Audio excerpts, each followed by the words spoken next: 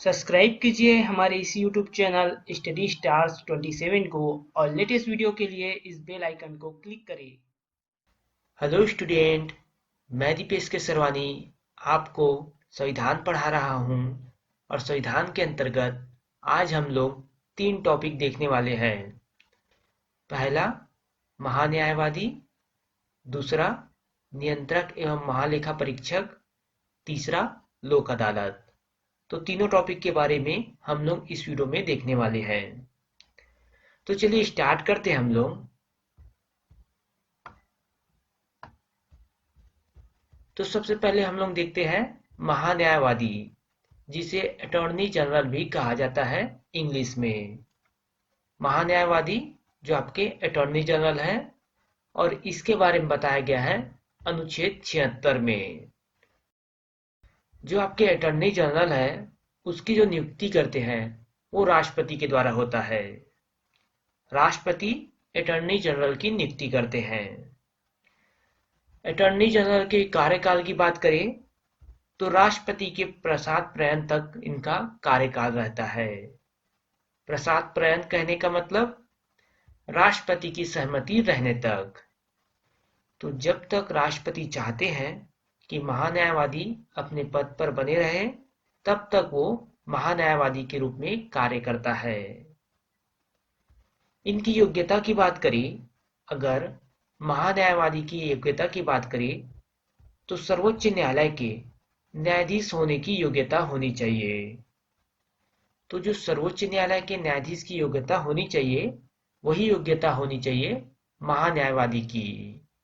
तो योग्यता में सर्वोच्च न्यायालय के न्यायाधीश होने की योग्यता। आगे देखते हैं हम लोग। इनके जो कार्य होते हैं वो केंद्र सरकार के विरुद्ध मुकदमों में सरकार का प्रतिनिधित्व करना। तो देखिए, केंद्र सरकार के विरुद्ध अगर कोई मुकदमा दायर किया गया है तो केंद्र सरकार की ओर से इस मुकदमे का प्रतिनिधित्व महान्यायवादी करता है। तो ये सरकार का प्रतिनिधित्व होता है। अगर केंद्र सरकार की तरफ से कोई भी मुकदमा लड़ना हो तो महान्यायवादी जो है प्रतिनिधित्व करेगा। आगे देखिए अनुच्छेद 88। तो अनुच्छेद 76 और अनुच्छेद 88 दो अनुच्छेद जो है वो महान्यायवादी से संबंधित है, और दोनों अनुच्छेद इंपॉर्टेंट है। अनुच्छेद 88 में क्या बताया गया है वो देखिए। महान्यायवादी संसद का सदस्य नहीं होता, परंतु महान्यायवादी को यह अधिकार है कि वह किसी भी सदन में या संयुक्त बैठक में बोले और उसकी कार्यवाही में भाग ले, किंतु वह मत देने का अधिकार नहीं है। तो सिंपल सा चीज है, महान्यायवादी जो होता है वो तो सदन का सदस्य नहीं होता, ना ही वो लोकसभा का सदस्य होता और ना ही राज्यसभा का सदस्य होता। लेकिन अगर कोई समिति है तो उसका सदस्य हो सकता है, लेकिन सदन का सदस्य नहीं होता। इस बात को आप ध्यान रखना। महान्यायवादी जो है वो किसी समिति का सदस्य हो सकता है, लेकिन किसी सदन का सदस्य नहीं हो सकता। और वो जो है किसी भी सदन के बैठक में या फिर दोनों सदनों के संयुक्त बैठक में बोल सकता है, उसके कार्यवाही में भाग ले सकता है, लेकिन मत नहीं दे सकता। वहां पर अपना वोटिंग नहीं कर सकता वो। देखिए, यहां पर मत देने का हकदार नहीं है महान्यायवादी को। आई होप क्लियर हुआ होगा आपको। चलिए आगे देखते हैं हम लोग। महान्यायवादी जो है देश का सर्वोच्च विधि अधिकारी होता है। ये पॉइंट भी आप याद रखिए। महान्यायवादी जो होता है देश का सर्वोच्च विधि अधिकारी होता है। सर्वोच्च विधि अधिकारी। आगे देखते हैं हम लोग। इसके बाद है आपका नियंत्रक एवं महालेखा परीक्षक, जिसे आप सीएजी भी कहते हैं, कैग कहते हैं, जिसका मतलब होता है controller and auditor general. Hindi में नियंत्रक एवं महालेखा परीक्षक। अनुच्छेद 148 में इनके बारे में बताया गया है। और ये जो पद है, ये जो आपका कैग का पद है, वो ब्रिटेन से लिया गया है। तो ये पद जो है ब्रिटेन से अपनाया गया है, महत्वपूर्ण पॉइंट है। इनकी जो नियुक्ति करते हैं वो राष्ट्रपति करते हैं। राष्ट्रपति के द्वारा जो है नियंत्रक एवं महालेखा परीक्षक की नियुक्ति होती है। इनका कार्यकाल जो होता है वो 6 वर्ष का होता है सामान्य तौर पर, या फिर 65 वर्ष की आयु तक। तो जो भी पहले हो जाए, उनका कार्यकाल 6 साल पूरा हो जाता है पहले, तो भी रिटायर हो जाएंगे। अगर 65 वर्ष हो जाता है पहले, तो भी रिटायर हो जाएंगे। कार्य क्या रहता है इनका? तो केंद्र सरकार व राज्य सरकार के लेखाओं की जांच करना और आय व्यय की देखरेख करना। तो केंद्र सरकार और राज्य सरकार की लेखाओं की जांच करते हैं और आय व्यय की देखरेख करते हैं। साथ ही बजट निर्माण में भी मदद करते हैं। केंद्र सरकार का जो बजट होता है उसके निर्माण में भी मदद करते हैं नियंत्रक एवं महालेखा परीक्षक। और ये जो रिपोर्ट तैयार करते हैं उसे राष्ट्रपति को देते हैं। रिपोर्ट किसको देते हैं? तो राष्ट्रपति को, और राष्ट्रपति ही इन्हें नियुक्त करता है। इनकी पद मुक्ति की बात करें तो इनकी जो पद मुक्ति होती है सर्वोच्च न्यायालय के न्यायाधीशों की तरह एवं उन्हीं कारणों से। तो जिस प्रकार सर्वोच्च न्यायालय के न्यायाधीश को हटाया जाता है, सेम उसी प्रकार आपके कंट्रोलर एंड ऑडिटर जनरल को हटाया जाता है। और वही कारण, मतलब जिस कारण से सर्वोच्च न्यायालय के न्यायाधीश को हटाया जाता है, जैसे कि किसी प्रकार की कदाचार करते हैं या फिर लाभ के पद में आ जाते हैं, तब वहां पर संसद के द्वारा सर्वोच्च न्यायालय के न्यायाधीशों को हटाया जाता है। उसी प्रकार जो नियंत्रक एवं महालेखा परीक्षक होते हैं उन्हें भी हटाया जा सकता है। आगे देखते हैं हम लोग।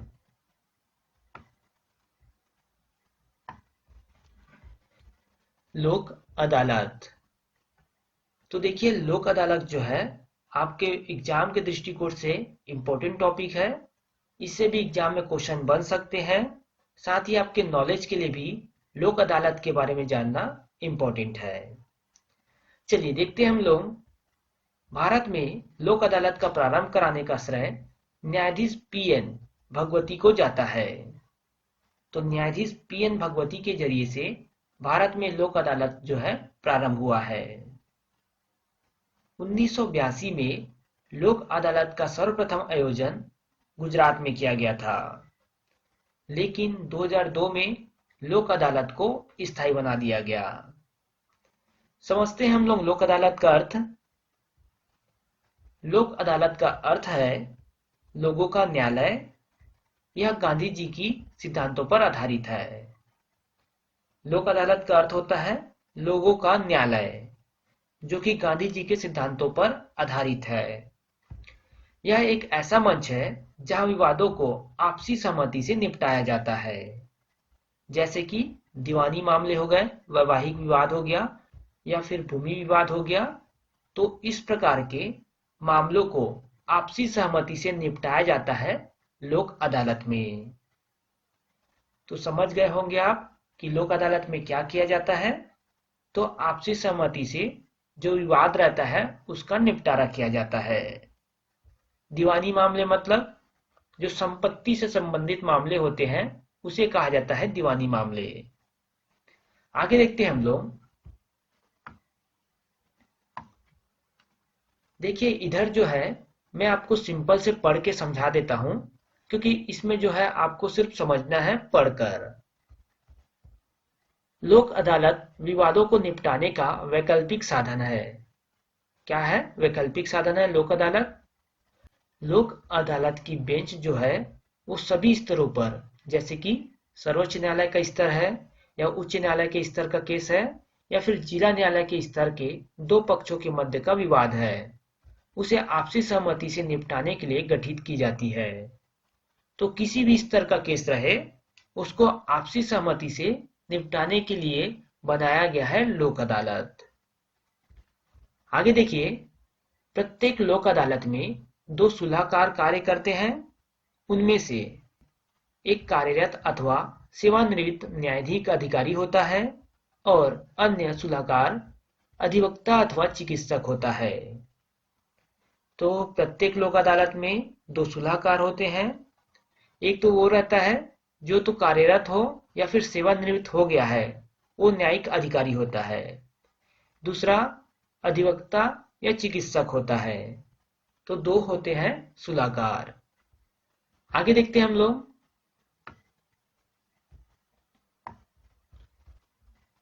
पक्षों की आपसी सहमति ही केवल केसों के निपटारे का आधार होती है। इस प्रकार का निपटारा गैर कानूनी एवं लोक नीति के विरुद्ध नहीं होना चाहिए। कहने का मतलब दोनों पक्षों का जो मामला है वो गैर कानूनी नहीं होना चाहिए, ना ही लोक नीति से संबंधित होना चाहिए। यहाँ पर दोनों पक्षों का जो मामला है वो सामान्य मामला होना चाहिए। जैसे कि आपने देखा वैवाहिक मामला, भूमि विवाद या फिर दीवानी मामले इत्यादि मामले जो है उस प्रकार होना चाहिए। ये गैर कानूनी या लोक नीति के विरुद्ध मामला नहीं होना चाहिए। आगे देखते हैं हम लोग। न्यायालय में मुकदमा जाने से पहले समझौता और ऐसे विवाद जिन्हें न्यायालय के समक्ष दायर नहीं किया गया है उनका भी प्री लिटिगेशन स्तर पर, यानी कि मुकदमा दायर किए बिना ही दोनों पक्षों की सहमति से लोक अदालत में निस्तारण किया जा सकता है। तो मान लीजिए किसी का केस जो है अभी अदालत में नहीं पहुंचा है, तो अदालत में नहीं पहुंचने से पहले वहां पर भी लोक अदालत के माध्यम से केस का निपटारा किया जा सकता है, या फिर अदालत में चले भी गया है तो भी उसके बाद लोक अदालत के माध्यम से केस का निपटारा किया जा सकता है। दोनों तरीके से होता है केस का निपटारा। आगे देखिए आप। इसमें कोई कोर्ट की फीस नहीं होती। तो लोक अदालत जो है इसमें फीस नहीं लेता है। यदि न्यायालय में लंबित मुकदमे में कोर्ट फीस जमा भी करवाई गई है तो लोक अदालत के विवाद का निपटारा हो जाने पर फीस वापस कर दी जाती है। तो लोक अदालत में जो केस जाता है उसके लिए कोई फीस नहीं लगती। अगर फीस जमा भी कराया जाता है तो निपटारा होने के बाद फीस वापस कर दिया जाता है। इसमें दोनों पक्षकार जज के साथ स्वयं अथवा अधिवक्ता के द्वारा बात कर सकते हैं, जो कि नियमित कोर्ट में संभव नहीं है। कहने का मतलब जो व्यक्ति है डायरेक्ट जो है जज से बात कर सकता है, या फिर जो व्यक्ति जो है वकील हायर किया हुआ है तो उस वकील के माध्यम से भी जज से बात कर सकता है। तो ये जो है नियमित कोर्ट में संभव नहीं है कि आप डायरेक्ट जज से बात करें और अपने केस के बारे में बताएं। तो ये जो है नियमित कोर्ट में संभव नहीं है। आगे देखिए। लोक अदालत का मुख्य गुण है अनौपचारिकता और त्वरित न्याय। तो लोक अदालत क्या करते हैं, इसमें जो है तुरंत का तुरंत न्याय मिल जाता है। जो भी मामला रहता है उसमें तुरंत से तुरंत फैसला लिया जाता है और इसका निपटारा जो है तुरंत कर दिया जाता है। तो ये जो है लोक अदालत का मुख्य गुण है। फिर देखिए, लोक अदालत के द्वारा पास आर्डर दोनों पक्षों के लिए बाध्यकारी होता है। इसे डिक्री कहा जाता है और इसके विरुद्ध अपील नहीं होती।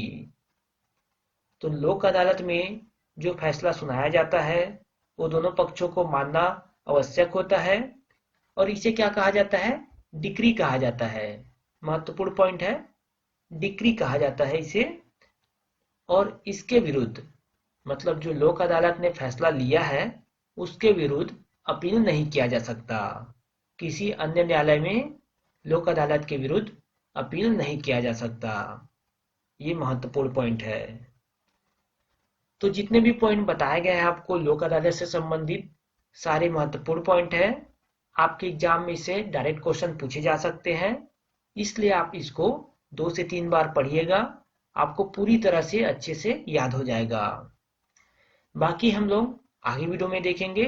ये वीडियो जो है यहाँ पे समाप्त हो जाता है।